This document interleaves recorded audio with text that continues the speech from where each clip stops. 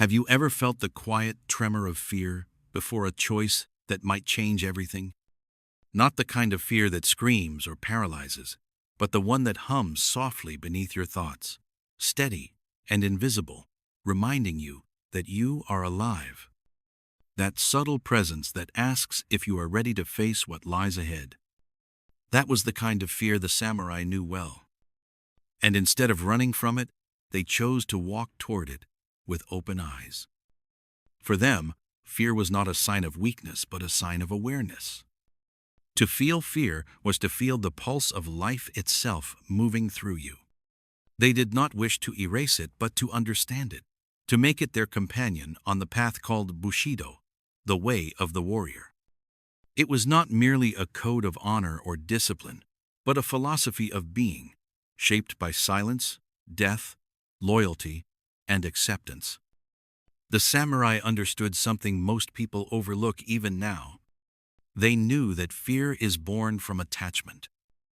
The fear of losing status, safety, control, or even life itself.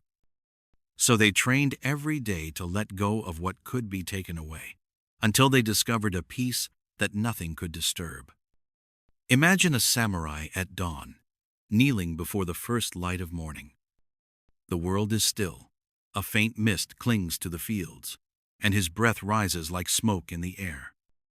His sword rests beside him, but his mind is not on battle.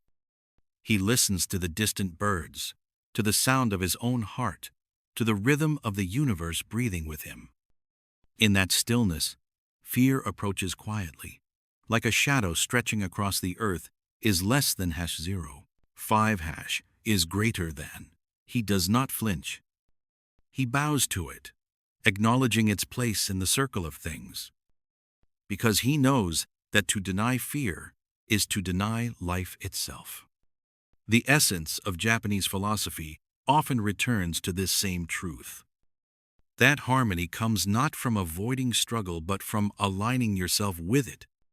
The samurai learned this through Zen practice, through the discipline of presence, through hours of meditation in empty halls where even the sound of breathing became a lesson. They were warriors of stillness as much as of motion. Zen teaches that the mind is like water. When disturbed, it cannot reflect the truth. When still, it shows everything as it is. Fear is the wind that stirs the surface, clouding what lies beneath. But when you let the wind pass without resistance, the water returns to calm on its own. Have you ever sat quietly and felt fear begin to rise for no reason at all? A thought, a memory, a possibility begins to spin, and your body reacts as if danger is already here. In that moment, the ancient teachings still apply. The samurai would not fight the feeling but observe it, trace its shape, breathe through it, and allow it to exist without giving it command. They would remember that emotion is only movement, and all movement passes. To face fear like a samurai is to recognize it as part of the natural order. Everything in nature trembles before change. Even the mountain quakes beneath time. Fear is not an intruder, but a wave within the great ocean of being is less than #0. 5 is greater than. When you stop trying to control the wave, you learn how to float. The concept of mushin, or no mind, lies at the heart of this understanding. It is a state where action flows without hesitation, where thought and movement become one. It does not mean emptiness, but a freedom from the noise of fear and doubt. When the samurai entered battle, they did not calculate every possibility. They trusted the training that had become part of their bones, and they surrendered the rest to the moment itself. Fear had no place in Mushin because there was no room for future or past, only the purity of now. In this way, they learned to walk through danger with peace in their hearts. They learned that fear cannot survive in the same breath as awareness. When you are completely present, there is no space left for what might happen, only for what is happening. One of the most profound lessons of Japanese philosophy is impermanence, known as mujo. Everything changes, and nothing remains. To resist this truth is to create endless suffering. To accept it is to find liberation. Fear often grows from the illusion that something can stay forever, or that we can keep control over what was never ours. The samurai learned to bow to change, to welcome the passing of time, and to see beauty in transience. Every spring they watched the cherry blossoms fall from the trees, each petal drifting like a silent whisper of mortality. The sight reminded them that even the most beautiful things end, and that this ending is what gives them meaning is less than #0. 5# is greater than. The blossom that falls too soon is not tragic. It is perfect in its timing. So too is every moment of fear a part of the unfolding perfection of life. The samurai would say that courage is not the absence of fear, but the balance of heart within it. Without fear, courage has no shape. It is fear that gives it form, like darkness giving meaning to light. To feel fear deeply is to stand at the threshold of transformation. Every warrior knows that the edge of fear is also the edge of growth. Think of the times in your own life when you stood before something uncertain. Perhaps a decision that could not be undone, a truth that needed to be spoken, a step that felt too wide to take. That trembling was not weakness.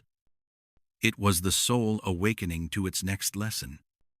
If you breathe through that trembling, if you walk forward with eyes open, you carry the same spirit that once guided the samurai through centuries of silence and storm. In the stillness of a Zen temple, monks train the same way the samurai once did. They face fear not with armor, but with attention. They bow to it, breathe with it, and learn its patterns like a musician learns rhythm. Because the truth is simple, what you understand no longer controls you. The samurai learned that understanding fear was the same as mastering life.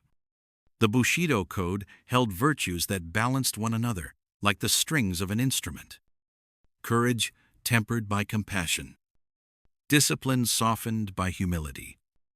Loyalty guided by wisdom is less than #0. 5# is greater than. Each value reflected another, ensuring that power never existed without harmony. Fear was the thread connecting them all, the reminder that even strength must stay humble before the mysteries of existence. Miyamoto Musashi, one of the greatest swordsmen to ever live, wrote that the ultimate victory is the victory over oneself. He walked the mountains of Japan with little more than his sword and his thoughts, meditating on the nature of fear and mastery. He discovered that when the mind is still, every motion becomes effortless. To conquer fear, one must first stop treating it as an enemy. In your own life, the battle is not so different. You may not face blades or duels, but you face moments that ask for presence, honesty, and courage. The same principles apply. When fear rises, do not resist it. Stand within it. Breathe, observe, and let it pass like wind through tall grass. The tea ceremony in Japan reflects this same calm mastery. Every gesture is deliberate, every sound intentional, every pause filled with silent respect. Nothing is rushed, and nothing is wasted. Even the smallest movement becomes sacred when performed with awareness. Facing fear can be like this too. A slow, mindful ritual of attention and release. In the quiet between thoughts, you will find that fear is only a ripple across a much deeper ocean. And beneath that ripple lies a stillness that has always been there. The samurai called it Fudoshin, the immovable heart. It is the calm center that remains untouched no matter what chaos surrounds it is less than #0. 5# is greater than.